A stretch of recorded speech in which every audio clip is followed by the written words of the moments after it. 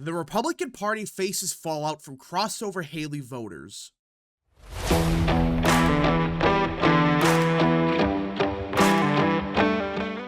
What is up, people of the internet? It is me, Real American, back again with a new video, and today it is time to talk about the 2024 presidential election because everyone, it appears that the Republican Party is facing a crisis when it comes to what Nikki Haley polled.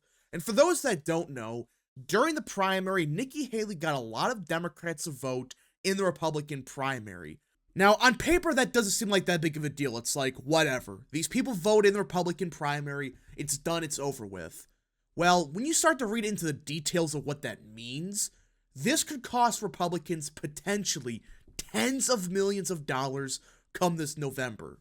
Now, before we continue with today's video, I hope you enjoy these type of videos. If you do, smash the like button down below, subscribe, share with your friends, hit that little bell, follow the social media accounts in the description down below, and of course, join the channel today.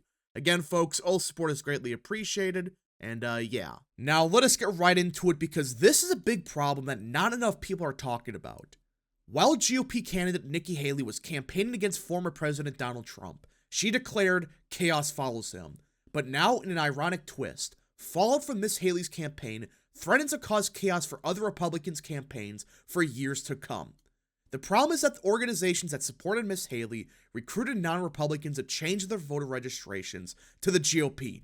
And we know this is a fact. We know this based off of exit polling data. We know this based off of polling. Everything indicates that a bunch of Democrats switched their party registration to independent, Republican, whatever, just to vote for Nikki Haley. Not because they think she's a good candidate or, they would support her in the general. Most of these people admitted, by the way, I'm going to vote for Joe Biden no matter what. Either way, Nikki Haley got those voters to vote for her because Orange Man bad. Then encouraged them to vote for her in states that permit crossover voting in primaries or caucuses. Thus, in those states, many left-leaning voters now are masquerading as Republicans in voter data files, information that campaigns and pollsters mine to do their work. And that's the problem. These voters are now Republicans, in quotation, or potential Republicans. Just think about that for a second. You know what that means? Say a campaign is, trying to, find new voters to win. Well, they look at the voter file and they see, hey, this voter voted in the Republican primary, all right, for the first time ever. Maybe this is a new Republican. Let me spend resources trying to win that voter over. And guess what? They're not going to respond. They're not going to vote for the Republican at all. That's the problem. These voters are not Republicans. They're not independents. They're partisan Democrats that wanted to screw with Trump.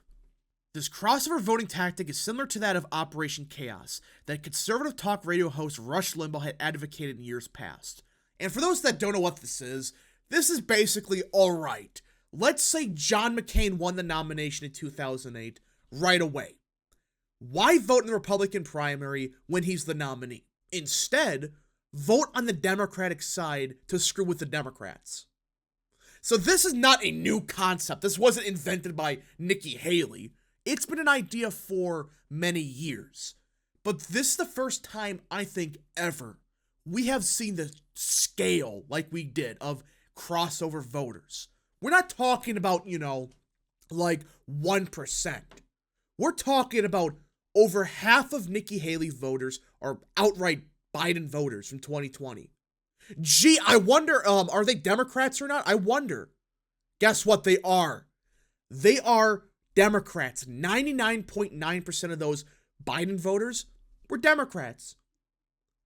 That was her strategy. Screw winning Republicans over. I don't need their support. I just need the support of Democrats to win the nomination. That wasn't enough. She got crushed outside of DC and Vermont. Congratulations. You won the two most Democratic states, or I should say DC, the District of Columbia, but either way, That's your victories? While you got crushed in deep red states like Missouri, Idaho, Texas. Congratulations, that's a real strong campaign. But even then, there were plenty of Democrats that voted for Haley, even in those deep red states. And that's the problem. Now Republicans are seeing the tables turned with costly consequences. In separate interviews with the Epoch Times, pollsters Rich Barris and Tyler Boyer, who worked with the conservative Turning Point Action political organization, concurred that ripple effects from the Democrats switching voters could cost Republican candidates tens of millions of dollars. And that's a problem. We're not talking about, maybe $1 million in total. No. Tens of millions of dollars. That's a big problem. And like they say, it will come from futile marketing efforts and data cleanup operations. Because guess what? Let's say a new Republican, a quotation, a Republican, decides to, vote in the Republican primary. Okay? That voter has a record as of voting in that primary. And now, let's say there's a swing district and Republicans trying to win as many votes as possible. Well, they see, hey, a new swing voter is here. They voted in the Republican primary. Let's try to win them over. And it goes nowhere. They spend thousands of dollars just trying to get these new people out to vote. Turns out, they're not Republicans. They're not swing voters. No. They're Democrats. And then the campaign has to spend even more money just to clean up the voter file. To figure out, okay, who's a partisan Democrat that voted for Haley that's not really a Republican? How do you figure that out? I honestly don't know. And that's the problem. It's really been happening for years, Mr. Boyer said, but we've realized over time is that it's so detrimental to the Republican Party. And he's not wrong. I mean, think about it. Can you imagine for a second, just say Wisconsin is decided by a couple thousand votes each cycle. Just say 20,000 Democrats voted for Haley. Just 20,000.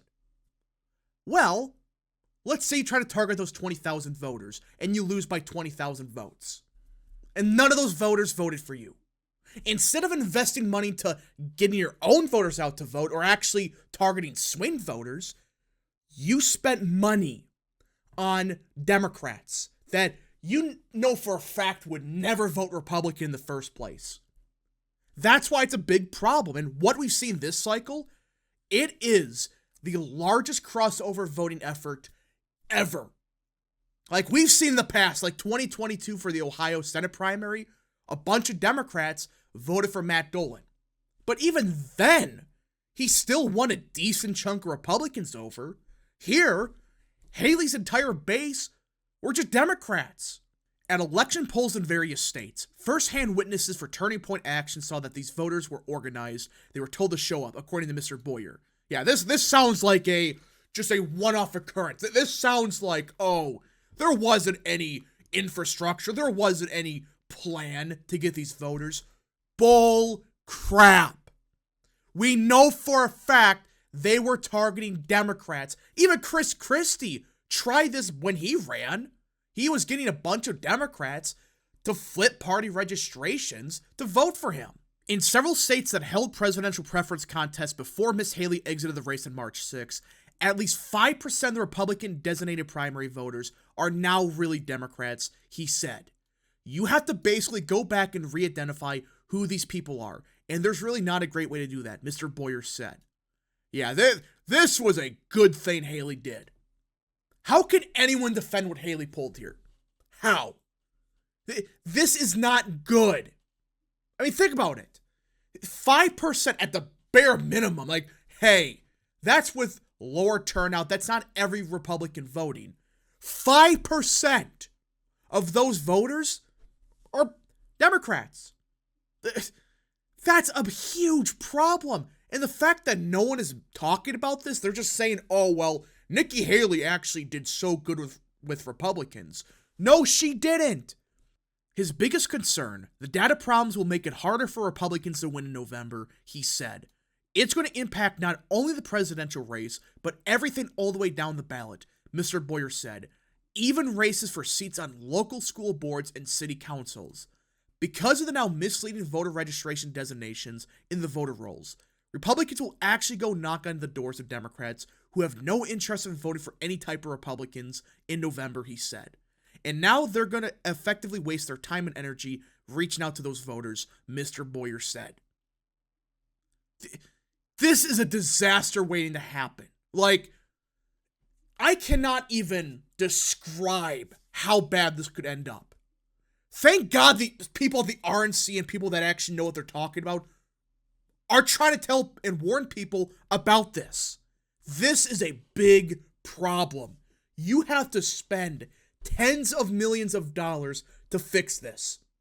Remember, the RNC not doing too good on cash.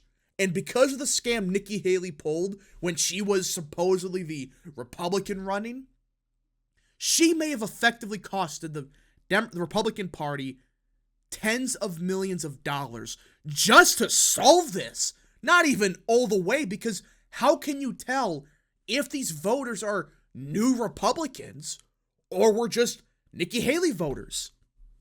Good luck figuring that one out. In many local contests, only a few dozen votes can make the difference between victory and defeat. Having all these Nikki Haley Democrat voters that are now seemingly Republican can cause candidates to lose their races, according to Mr. Boyer. Mr. Barris estimated that it would take 2 to 4 election cycles to identify and purge anti-Republicans from the data. Yeah, not just, oh, we could solve this in a month or so. No. Barris is saying it could take upwards of 8 years to figure this out. Think about that. 8 years to solve what Nikki Haley did. So after Trump is gone, after, let's say he wins in 2024, whoever the Republican is in 2028, whoever it is, they're going to have to deal with the same problem. Plus, now, on top of this, they got to worry about getting these Trump voters out to vote, which we know has not been easy for the Republican Party. So you combine two of the most difficult situations, and now you realize why this is a big problem. So no matter what happens this cycle, the Republican Party is going to have to deal with what Nikki Haley pulled for like 8 years. We need at least 2 cycles before we can weed somebody out, he said. Otherwise, we are risking weeding out a new Republican voter who was a Democrat, and we risk ignoring them, not engaging them. And that's the double-edged sword in all of this. Because there probably are some Democrats that finally switch to the Republican Party. That's possible. But how do you know if that's a legitimate new Republican, or is that a Nikki Haley voter? How? You don't know how they voted?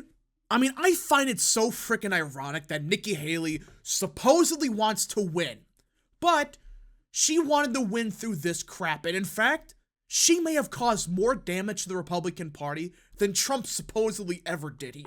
He saved the party, but either way, this is a disaster for the Republican Party, and quite frankly, I have no clue how they solve it. I mean, I really don't know, because you're talking about voters that you just cannot tell if they actually voted for Haley or not. Either way, let us hope the Republican Party can somehow figure this out.